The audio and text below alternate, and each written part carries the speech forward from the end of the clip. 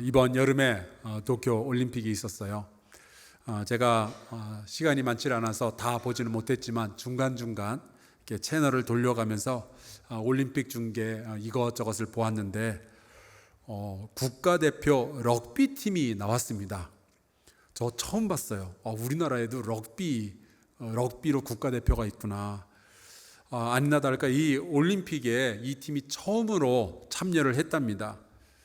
그래서 그랬는지 이번 올림픽에서 5번의 게임을 했는데 다 졌어요. 뉴질랜드와의 게임에서는 5대 50으로 졌고, 호주와의 게임에서는 5대 42로 졌고, 아르헨티나와의 게임에서는 0대 56으로 졌습니다. 누가 주의하셨죠? 아일랜드와의 게임에서는 0대 31, 마지막으로 일본과 시합을 했는데 이것도 졌어요. 19대 31. 다 졌어요. 그래서 본선에 12팀이 올라갔는데 12팀 가운데 12등을 했습니다. 그런데 놀라운 게 이 럭비 선수들이 주눅이 들질 않더라고요. 자기들은 모든 경기에서 다 졌지만 패배자가 아니라는 거예요.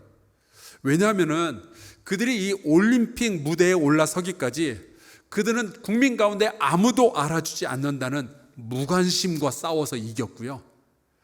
전패당할지도 모른다는, 창피할지도 모른다는 그 두려움과 맞서서 싸웠는데 그걸 이긴 거예요. 그리고 올림픽 본선 무대까지 올라갔다는 거죠. 제가 그들의 이야기를 들으면서 제가 깨달았던 것이 있습니다. 여러분, 눈에 보이는 거대한 싸움을 싸우기 전에 싸워야만 하는 눈에 보이지 않는 작은 싸움들이 우리에게 있어요. 오늘은 이 부분에 대해서 여러분과 함께 말씀을 나누려고 합니다. 이 세상에는요, 굉장히 유명한 싸움의 이야기들이 굉장히 많이 있죠. 제가 박사 과정을 공부하는 중에 그 호모의 일리아드, 오디세이, 이 두 책을 굉장히 깊이 연구하는 기회가 있었습니다. 서양의 역사, 그들의 문화를 이해하기 위해서는 이 두 책을 반드시 알아야 되거든요. 그런데 이 책은 물론 서사시고 소설이지만 그 안에 전설적인 대결의 이야기가 굉장히 많이 나옵니다. 그 중에 하나가 아마 여러분도 아시는 그 아킬레스와 헥토르라는 두 영웅의 싸움이에요. 결론만 말씀드리면 이 대결에서는 아킬레스가 이겼습니다. 문제는 그 싸움에서 이긴 후에 이 아킬레스가 잔인하게도 이 헥토르의 시신을 모욕하게 되죠. 땅에 막 끌고 다녔어요. 그 일로 인해서 예상하지 못했던 여러 가지 이제 비극이 시작이 됩니다. 나중에 이 아킬레스는 헥토르라는 그 사람의 동생이 쏜 화살을 맞게 되는데 하필이면은 그 화살이 이 아킬레스의 약점에 맞게 돼요. 여러분, 이 아킬레스라는 영웅의 약점이 어딘 줄 아시죠? 그 사람의 발목입니다. 그래서 우리가 지금도 아킬레스 건이라는 용어를 사용하고 있는 거예요. 물론 허구이고 신화 이야기이지만 인류 역사상 가장 유명한 이야기들 가운데 하나입니다. 그거 말고도 제가 이제 어렸을 때부터 들어왔던 그 유명한 싸움 이야기들이 있죠. 종로의 그 장군의 아들 김두한과 신의주의 시라소니 두 사람의 대결. 이 이야기가 왜 그렇게 재밌었는지 우리 고등학교 친구들하고 침을 튀겨가면서 이 이야기를 가지고 누가 더 세냐 이야기를 나눴던 기억이 있습니다. 그런가 하면 아마 여러분도 기억하시는 싸움의 이야기들이 있을 거예요. 박치기 왕 기밀, 그리고 안토니오 이노키. 혹시 기억나십니까? 보신 적 있으세요? 저는 저희 아버지하고 흑백TV로 다 봤습니다. 그 다음에 모하마드 알리와 조 프레이저의 권투 시합. 이것도 기억이 나요. 아마 여러분들 이런 등등의 싸움 이야기들을 어디선가 들어보셨겠죠. 하지만 인류 역사상 가장 널리 알려진 가장 유명한 싸움은 누가 뭐래도 오늘 저와 여러분이 함께 읽은 본문 말씀에 나오는 다윗과 골리앗의 싸움 이야기입니다. 이 이야기는 제가 한글을 깨우치기 훨씬 전부터 교회만 오면은 귀가 닳고 마르도록 제가 이 이야기를 참 많이 들었던 것 같아요. 그리고 만화로도 많이 보았고요. 뿐만 아니라 이 이야기는 교회에서만이 아니라 이 세상 많은 사람들도 다 알고 있는 이야기죠. 그래서 좀 상대가 되지 않는 약자와 강자의 싸움이 붙을 때면은 우리가 주로 쓰는 말이 다윗과 골리앗의 싸움이다, 그런 표현을 사용하는 거예요. 그런데 이 싸움의 결과는 어떻게 되었느냐? 오늘 말씀에 다 나오죠. 우리는 결과를 알고 있습니다. 다윗이 아주 멋지게 골리앗을 때려 눕히고 승리를 거두게 됩니다. 그런데 여러분, 오늘은 우리가 승리의 결과만 볼 것이 아니라 이 싸움 이전에 있었던 보이지 않는 작은 싸움들을 좀 함께 보았으면 좋겠어요. 다윗은 골리앗과 싸우기 이전에 먼저 싸워야만 했던 자잘한 내면 세계와의 싸움, 그리고 자기를 반대하는 다른 사람들과의 싸움을 해야만 했습니다. 만약에 그 싸움을 싸워서 그 싸움에서 이기지 않았으면요, 아마 다윗은 골리앗을 만나지도 않았을 거예요. 가장 처음으로 다윗이 싸워야만 했던 것은 그가 과연 골리앗과 싸울 만한 능력이 있는가, 그 자격에 대한 의문이었습니다. 사실은 여러분, 우리가 살면서 이런 싸움을 언젠가는 다 싸우도록 되어 있어요.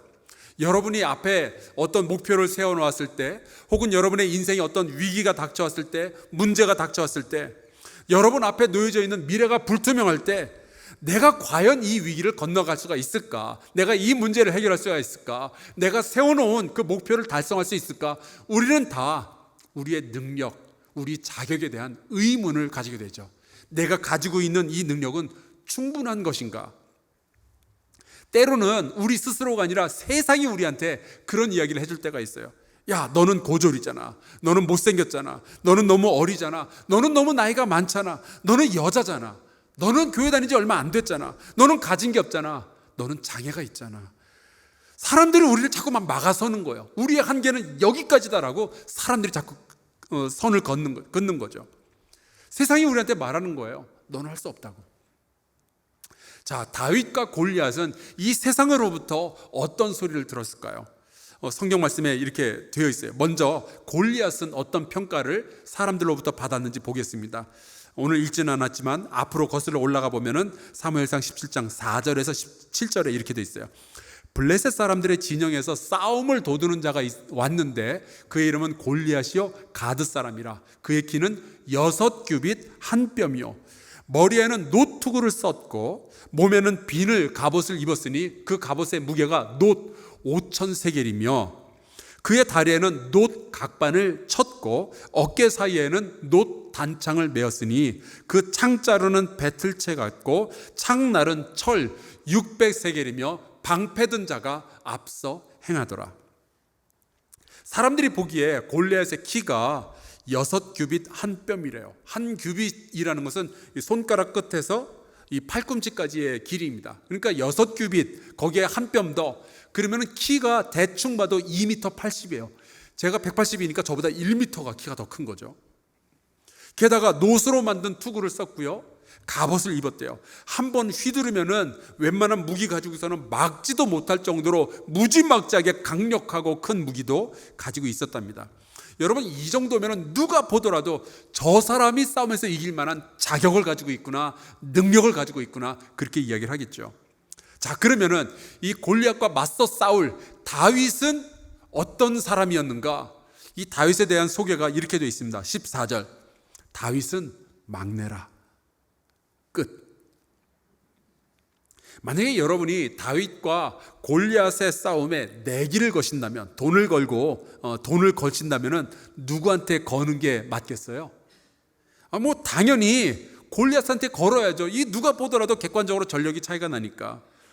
다윗과 골리앗은 이 덩치만 차이가 나는 것이 아니라 그 경력에서도, 그들이 가지고 있는 무기에서도요, 어마어마한 차이가 났어요. 그게 세상 사람들이 바라보는 평가입니다. 그러니까 다윗에게 말하는 거죠. 너는 안 될 거다. 여러분, 가끔은 우리가 굉장히 열심히 살아가는데도 불구하고 주변에서 우리한테 그렇게 이야기를 할 때가 있어요.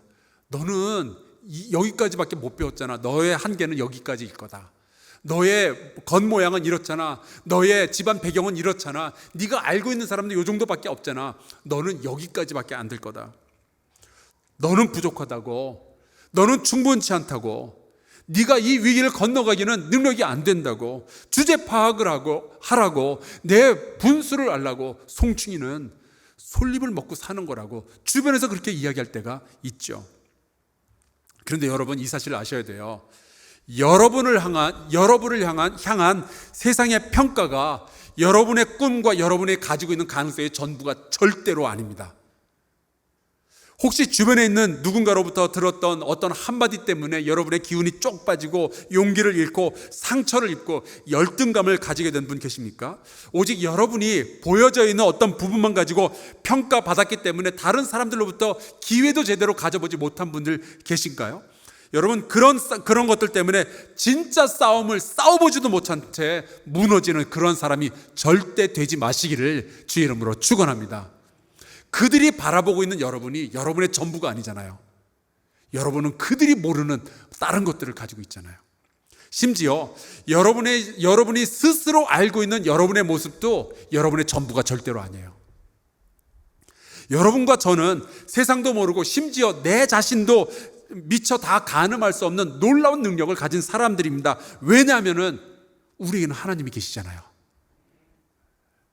여러분의 상황이 어떠한지, 여러분의 가정 배경이 어떠한지, 여러분의 외모가 어떠한지 저는 잘 모르겠습니다만은 이것 하나는 제가 분명히 말씀드릴 수 있어요. 하나님이 우리와 함께 하시면 우리는 이 세상의 모든 도전, 모든 문제, 모든 위기와 맞서기에 충분한 능력을 가지고 있습니다. 여러분은 내가 왜 이런 가정에서 태어났을까? 내가 왜 이런 얼굴을 가지고 있게 되었을까? 내가 왜 이런 몸을 가지고 태어났을까? 궁금할지 모르겠지만 여러분, 하나님은요, 목적이 있어서 우리를 그 집에 그런 모양으로 그 도시에서 태어나게 하신 거예요. 하나님은 실수가 없으신 분이시니까. 하나님은 완전하신 분이시잖아요. 우리를 어머니의 태에서부터 조성하신 분이 다른 어떤 생물학적인 이유가 아니라 하나님이셨다면은 우리는 우리의 인생을 하나님의 백성으로서 살아가기에 충분한 모든 조건을 가지고 태어난 거예요. 그러니까 여러분, 과거의 상처와 나의 내면의 열등감과 주변의 평가 때문에 괜히 우리의 미래에 대해서 지레 겁먹고 포기하거나 실망하지 말고 도전하고 싸울 수 있기를 주의 이름으로 축원합니다. 주님께서 여러분 도우시면요, 우리의 목표 이룰 수 있어요. 우리의 위기 건너갈 수 있어요. 우리의 싸움에서 이길 수 있어요. 우리의 사명 감당할 수 있습니다. 특별히 요즘 이 코로나19 시기에 굉장히 많은 분들이 좀 다운되신 것 같아요. 이거 못할 것 같다고, 요번에 이 위기는 견뎌내기가 너무 어렵다고. 여러분, 너무 빨리 겁먹지 마시고요, 여호와 하나님을 바라볼 수 있기를 바랍니다. 이겨낼 수 있어요. 건너갈 수 있어요. 두 번째로 다윗이 싸워야 했던 것은요, 그가 가지고 있는 사명에 대한 의심이었습니다. 다윗은 원래 싸움하려고 전쟁터에 갔던 사람이 아니었어요. 그에게는 다른 임무가 주어져 있었습니다. 17절, 18절에 보니까 이렇게 됩니다. 이새가 그의 아들 다윗에게 이르되 지금 내 형들을 위하여 이 볶은 곡식 한 에바와 이 떡 10덩이를 가지고 진영으로 속히 가서 내 형들에게 주고 이 치즈 10덩이를 가져다가 그들의 천부장에게 주고 내 형들의 안부를 살피고 증표를 가져오라. 아버지가 다윗에게 시켰던 일은요, 그의 사명은요, 도시락 배달이었어요. 전쟁터에서 싸우고 있는 형들에게 곡식과 떡을 배달하고 치즈 10덩어리는 형들의 지휘관들한테 배달하고 그리고 배달 영수증을 끊어오라는 거예요. 왜냐하면 그 아버지도 아들을 믿기가 어려웠으니까 꼭 증표를 가져와라, 배달했다는. 요즘 말로 하자면 다윗은 쿠팡맨이었던 거예요. 배민 라이더. 다윗은 싸움에 소집된 사람이 아니었어요. 8형제가 있었는데 그 중에 3명만 부름을 받았고요, 나머지는 그냥 집에 있었던 겁니다. 근데 그 집에 있었던 형제들 가운데서도 막내, 양치기, 그가 다윗이었어요. 평범한 사람이었던 거죠. 딱 저와 여러분 같은 사람이었어요. 그저 평범한 가정주부. 아침에 출근했다가 저녁에 퇴근하는 회사원. 아이와 놀아주는 것을 즐거움으로 여기는 그냥 평범한 아빠. 주일이면 그냥 교회 나오시는 집사님들, 권사님들, 그냥 평범한 사람이었어요. 그런데 다윗이 그렇게 음식 배달을 갔다가 거기서 이상한 소리를 하나 듣게 됩니다. 23절, 마침 블레셋 사람의 싸움 도두는 가드 사람 골리앗이라 하는 자가 그 전열에서 나와서 전과 같은 말을 하며 다윗이 들으니라. 자그마치 이 골리앗은 40일 동안이나 똑같은 이야기를 매일같이 했어요. 그가 했던 이야기는 여호와 하나님과 이스라엘 백성을 모독하는 이야기였습니다. 여러분, 다윗은 싸움을 찾아서 간 것이 아니었어요. 다윗은 영웅이 되고 싶은 마음 추호에도 없었습니다. 인기를 얻고 싶거나 아니면 유명해지고 싶어가지고 막 기회를 엿보고 승진하기 위해서 애쓰고 그러던 사람 아니었어요. 그냥 아버지가 시킨 심부름하려고 갔던 사람입니다. 평범한 삶을 살아가던 목동이었다고요. 그런데 그가 하나님을 모독하고 있는 골리앗의 음성을 우연히 듣게 된 거예요. 다윗이 살아계신 여호와 하나님을 모독하는 그 골리앗의 목소리를 들었을 때 다윗은 그가 왜 전쟁터에 오게 됐는지 그 이유를 깨달았어요. 이스라엘의 모든 사람들은 40일 동안 이 골리앗이 하는 이야기를 듣고 무서워서 벌벌 떠고 아무것도 못하고 숨어 있었지만 다윗은 그 골리앗을 보고 그 골리앗의 음성을 듣는 순간 자기 인생의 목적을 발견하게 된 거예요. 내가 여호와 하나님의 이름으로 저 자를 물리쳐야 되겠다. 내가 이 전쟁터에 온 이유는 사실은 도시락 배달이 아니라 저 자를 발견하기 위함이었구나. 그것을 그가 깨닫게 된 거죠. 다른 모든 사람들은 겁먹고 있는 바로 그것이 다윗에게는 사명으로 보여진 거예요. 다윗은 이렇게 말하는 겁니다. 하나님, 이제 나를 보내소서. 아무도 가지 않는 그곳으로 내가 가겠나이다. 하나님의 이름이 모욕당하고 있는 바로 그곳으로 내가 가겠습니다. 그런데 이 다윗이 방금 깨달은 그 삶의 이유, 그의 사명을 의심하는 사람이 있었습니다. 첫 번째 사람이 다윗의 큰형 엘리압이었어요. 엘리압이 28절에 이렇게 이야기하죠. 큰형 엘리압이 다윗이 사람들에게 하는 말을 들은지라 그가 다윗에게 노를 바라여 이르되 내가 어찌하여 이리로 내려왔느냐? 들에 있는 양들은 누구에게 맡겼느냐? 나는 내 교만과 내 마음의 완악함을 아노니 내가 전쟁을 구경하러 왔도다. 큰 형이 막아서는 거예요. 때로는요, 여러분 이게 굉장히 가슴 아파요. 나와 가장 가까이 있는 사람, 나를 가장 잘 아는 사람이 너는 안 될 거야 라고 이야기할 때 제일 가슴 아프죠. 큰형이 얘기를 하는 거예요. 웃기지 마라. 네가 미쳤구나. 네가 참 교만하구나. 네가 감히 어떻게 이런 위대한 일을 이룰 수가 있겠느냐. 네가 명예욕에 눈이 멀었구나. 네가 전쟁이 장난인 줄 아는구나. 네가 있어야 할 곳은 베들레헴에 양치는 곳이지 여기 전쟁터가 아니야. 너 분수를 알아야지. 이것이 엘리압의 이야기였어요. 다윗이 자기가 골리앗과 싸우겠다고 그래서 형을 설득하기 시작하죠. 근데 그 이야기가 이번에는 사울 왕에게 흘러 들어갑니다. 그랬더니 사울 왕이 이 다윗을 부르는 거예요. 그래놓고 이런 이야기를 합니다. 33절 사울이 다윗에게 이르되 내가 가서 저 블레셋 사람과 싸울 수 없으리니 너는 소년이요 그는 어려서부터 용사임이니라. 여러분 우리가 살다 보면은 이런 사람들을 만날 때가 있습니다. 격려보다는 염려를 우리에게 던져주는 사람들이 있어요. 우리의 마음을 자꾸 흔드는 사람들이 있어요. 안 될 거야, 안 될 거야, 힘들 거야. 새로운 일에 도전하지 말고 그냥 지금의 삶에 만족하고 살으라고 그렇게 이야기하는 사람들이 있어요. 나서지 말고 숨어 있으라고 이야기하는 사람들이 있어요. 가만히 있으면 중간은 한다. 이게 삶의 모토가 된 사람들이 있어요. 가늘고 길게 무탈하게 사는 것이 최고요. 이런 이야기하는 분들이 있어요. 하지만 여러분, 다윗은 그럴 수가 없었어요. 그는요, 내가 나의 목숨을 걸 만한 사명을 오늘 발견한 사람이었습니다. 저는 그런 생각을 해요. 누가 행복한 사람이냐? 우리가 태어나서 죽을 때까지 단 한 번만이라도 목숨 걸 만큼 중대한 일을 발견한 사람이 그 사람이 행복하겠다는 생각이 들어요.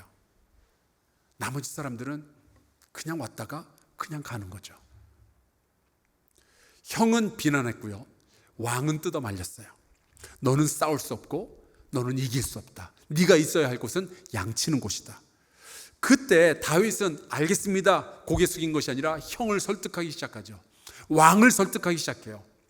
그의 사명에 의심을 품는 자들을 이겨야만 했습니다. 그러지 않고서는 골리앗에게 갈 수가 없었거든요. 나를 보내달라고.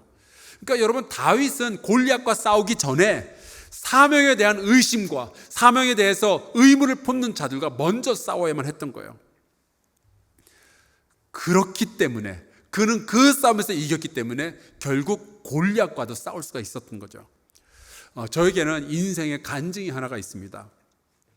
제가 미국에 유학을 가서 제가 뭔가를 하려고만 하면은 들었던 생각이 있는데 나는 한국 사람이다라는 생각이 들었어요. 이게 애국심의 발로가 아니라 사실은 열등감의 발로였습니다.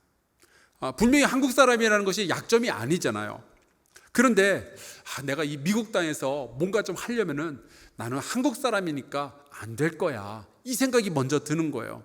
특별히 이제 제가 목사 안수도 받고 한 가정을 책임지는 가장으로서 이 사회에서 뭔가 일을 해야 되는데 나는 한국 사람이니까 기회가 없을 거야, 나는 한국 사람이니까 못할 거야, 이 생각이 계속 들었던 거죠. 미국 사람들은 특별히 주류 사회에서는 나에게 아무런 기회도 주지 않을 거야. 왜? 나는 한국 사람이니까. 그런 식으로 저는 제 스스로의 가능성, 저의 미래를 스스로 막아버렸던 거예요. 아무런 시도도 안 하게 되는 거죠. 사실은 내가 도전은 하고 싶었지만 도전하다가 실패하면 창피할 것 같아서 아예 처음부터 나는 아니다라고 이야기를 했던 거예요. 그런데 그러던 제가 다윗의 이야기를 묵상하다가 다윗과 제가 굉장히 큰 차이가 있다는 것을 깨닫게 되었습니다.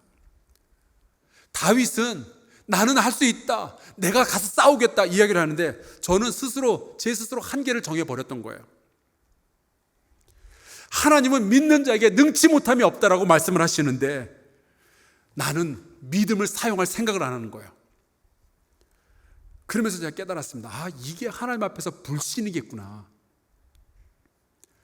그후부터는 제가 안 된다, 못한다, 한국 사람이니까 기회가 없을 것이다, 그런 부정적인 생각들과 제가 맞붙어서 싸우기 시작했어요. 하나님이 함께 하시면 할 수 있다, 할 수 있다, 할 수 있다. 하나님께서 나를 쓰시고자 하면은 내가 못 갈 곳도 없고 내가 못 만날 사람도 없고 내가 못할 일도 없을 것이다. 여러분, 그래서 결과가 어떻게 됐는지 아십니까? 제가 목사 안수를 받을 시기가 되었을 때 한국인 교회에는요 제 이력서를 한 장도 보내지 않았어요. 전부 미국인 교회에 보내기 시작했어요. 결국 제가 미국에 유학 간 지 7년 만에 미국인 교회 담임 목사로 청빙이 되었죠. 제가 영어를 잘해서 그랬는가? 아닙니다. 제가 실력이 좋아서 그렇게 되었는가? 아니에요.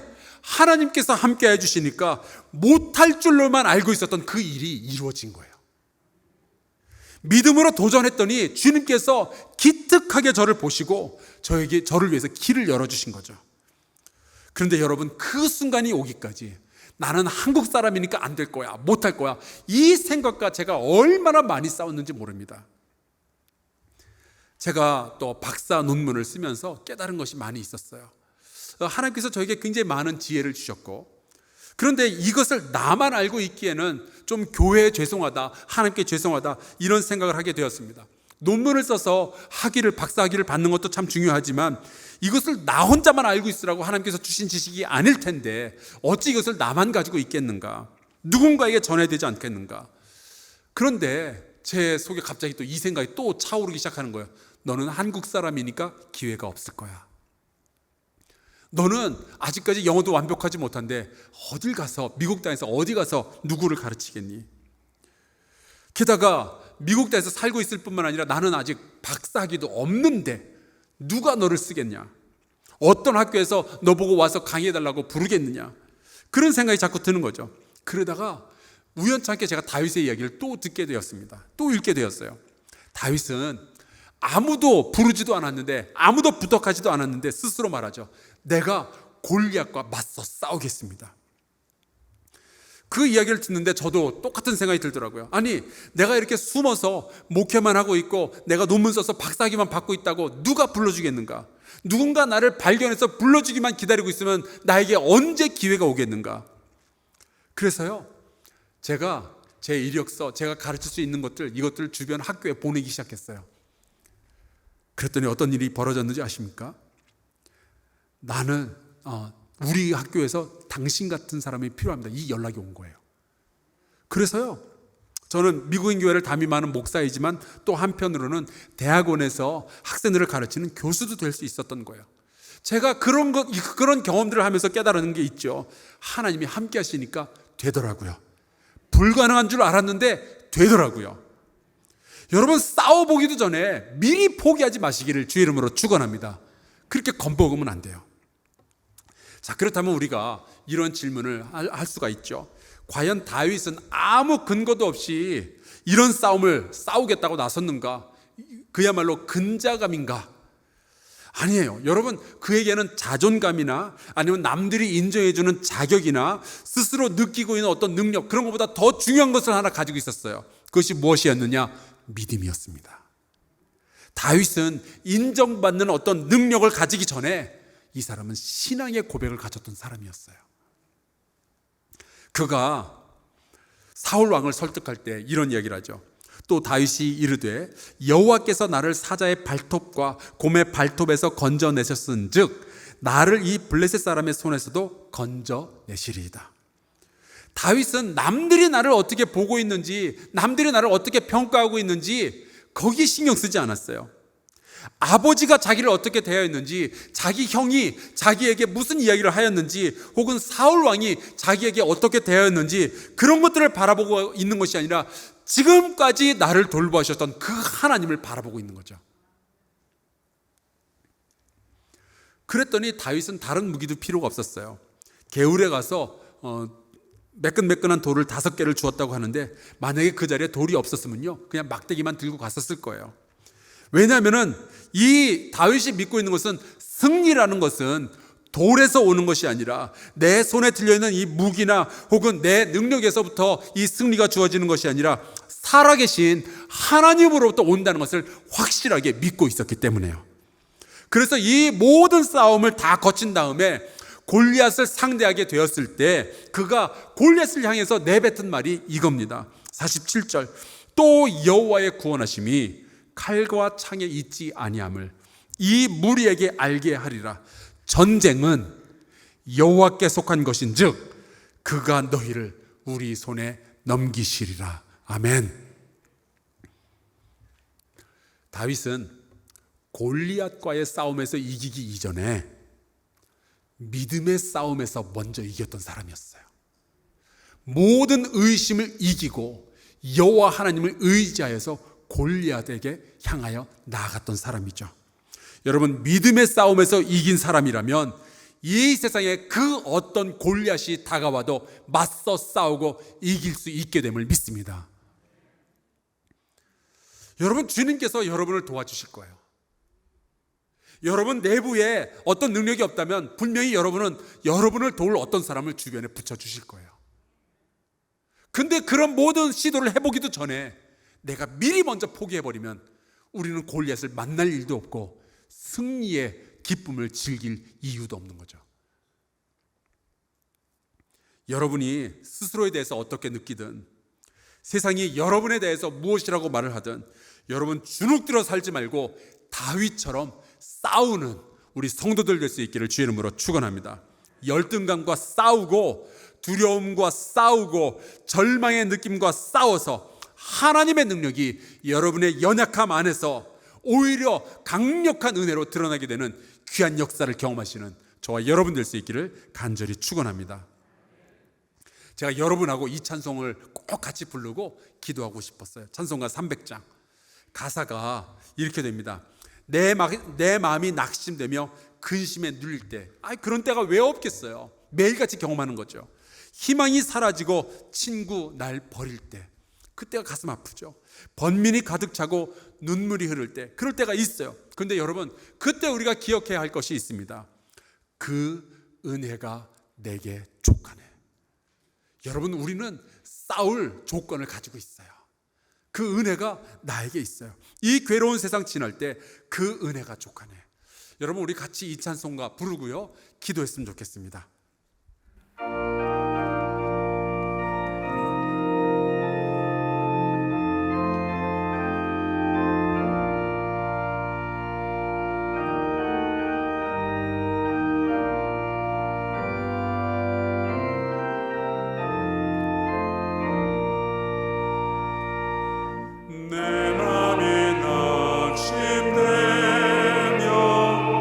근심에 눌릴 때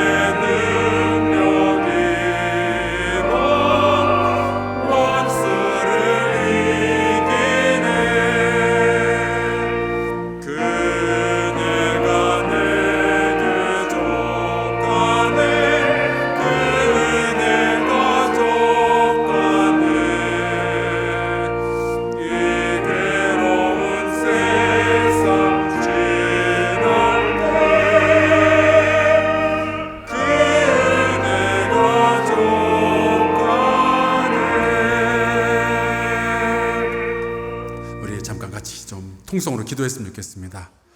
혹시 여러분 가운데 미래에 대한 막연한 두려움이 있는 분들, 혹은 누군가가 나에 대해서 말한 것 때문에 상처 있는 분들, 오늘 손을 가슴에 대고 같이 좀 기도했으면 좋겠습니다. 하나님, 선한 싸움을 싸워보기도 전에 스스로 무너지지 않게 하여 주옵소서. 내게 주신 이 사명 감당하기 위해서 시도해 보기도 전에 먼저 절망하지 않게 하여 주옵소서. 보이지 않는 싸움에서부터 이기게 하여 주시옵소서. 사람으로서는 할 수 없지만 하나님의 도우심으로 인생의 싸움에서 승리하게 하여 주시옵소서. 통성으로 같이 기도합시다. 하나님 아버지, 주께서 우리 성도들을 도와주시기를 간절히 바랍니다.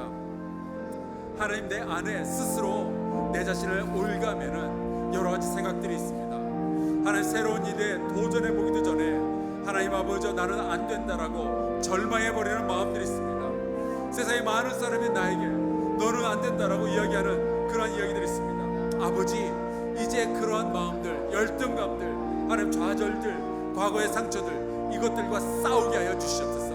하나님, 주님께서 함께 해주시면 하나님 믿음으로 우리가 모든 일들을 가능하다 말씀하시는데, 아버지, 그 믿음 가지고 내 앞에 놓여진 인생, 하나님 내 앞에 놓여진 문제, 위기 다 도전하고 싸우고 승리를 거둘 수 있도록 주 여호와 나의 하나님이여, 주께서 저희를 돌보아 주시옵소서.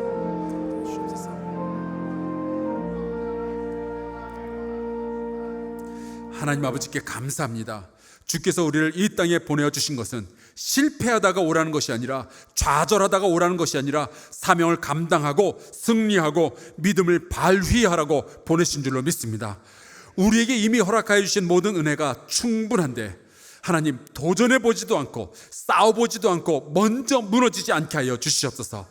내 안에 있는 상처와 불안과 열등감이 우리에게 무엇이라 이야기를 하든 우리는 하나님께서 보여주시는 그 길로 걸어가게 하여 주시옵소서. 세상이 우리에게 정해주는 그 한계들이 우리를 결박하지 못하도록 하나님 믿음을 허락하여 주시옵소서. 예수 그리스도의 이름으로 간절히 기도하옵나이다. 아멘.